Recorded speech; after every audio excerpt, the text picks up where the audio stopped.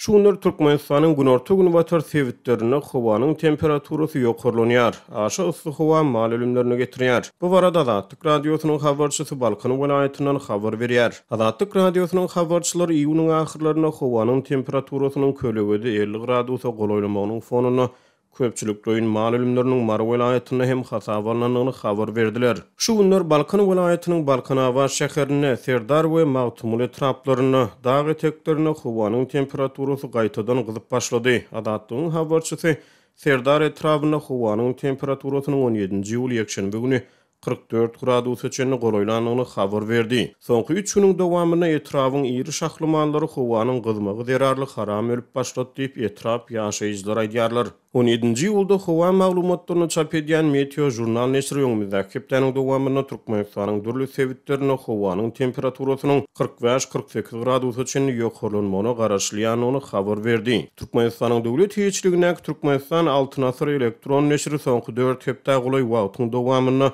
howa barada çap eden adından 4 habaryny pozdy.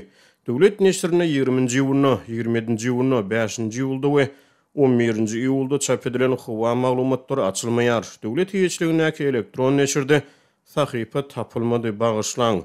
Sizin gözleýän sahypaňyz ýok diýen habar peýda bolýar. Türkmenistanyň hökümeti we döwlet hiçligine köpçüliklerini habar berişleri işleri ýurdun çägine bolup geçýän adatdan da sonra howa hadisalary Tebiği helakçılıklar barada öz ilatyna habar bermeýär. Azatlyk radiosynyň habarçylary ýurdun günorta güni batar sebitlerine howanyň temperaturasynyň aşy ýokarlanmagynyň mal ölümlerine getirýändigini habar berýärler. Galy bersede Serdar etrabyna haram eren mallaryň eti azatlygyň habarçysyna görä arzan bahadan yerli ilata satylýar. Gündürüp ölen mallaryň etini arzan bahadan et dukanlaryna we owa adamlaryna satýarlar. Onuň 1 kilogramyny 25-30 manatdan satýarlar. Owa adamlary mallary haram adamlara yardım hökmüne bu etleri satın alýarlar. Eger günüron sygyryň henil haram ölmänkä damagyny çalyp ýetişen bolsalar, etiň bahasy 50 manat içini ýokalanyp bilýär diýip owa ýaşaýjylary Azatlyk radiosynyň habarçysyna gurrun berdiler. Galy bersede sebitde mallaryň köpçüliklerini gyrylmagynyň fonuny peýda bolýan arzan et Azatlygyň habarçysyna görä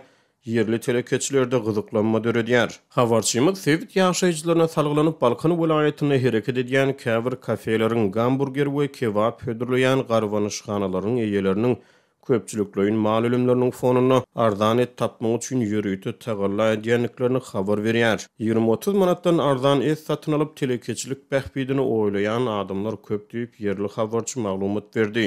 Azatlygyň habarçysy Serdar etrabynyň Daýhan bazaryna haram et bilen halal eti garyp satýan gassaplaryň hem bardygyny habar berýär. Meselem 250 kilogram et satsalar şonuň diňi 70 kilogram haram ölen malyň eti. Eger köp goşsalar müşterilerini ýitirmekleri ahmal diýip Serdar etrabynyň bir ýaşaýjy Azatlyk radiosynyň habarçysyna gurrun berdi. Şol bir wagtda gassaplaryň arasyny etiň hili barada alyjylary öňünden duýduruş berýän adamlarym bar. Etin haram ölen malyň etidigini açaçan aýdyp arzan et satýan dukanlar da var. Ol etleri garyp maşgalalar beginip satyn alýarlar diýip yerli ýaşaýjy gurrun berdi. Yerli ýaşaýjylar gassaplardaky yaramaz hili etleriň döwlet arasaçylyk we keselleri garşy görüşgürlüğiniň hil barlygyna nädip geçenligi bilen gyzyklanýar. Azatlyk radiosynyň maglumatlary boýunça Serdaryň etrap häkimliginden kommentariýa alyp bilmedi. Mal etini, at etiniň we düý etiniň hem garylyp satylmagy köp ýyl bäri et dukanlarynyň ulu gazanç çeşmesidir diýip habarçymyzyň söhbetde şaýtdy. Türkmenistana dowam edýän aşy ysly howa şertleri adamlaryň jan saglygyna hem yaramaz täsir edýär. Iýulyň başlaryna Azatlygyň habarçylary Balkan welaýatyna aşy ysly howa şertlerine iç geçme keseliniň köpülendigini habar berdiler.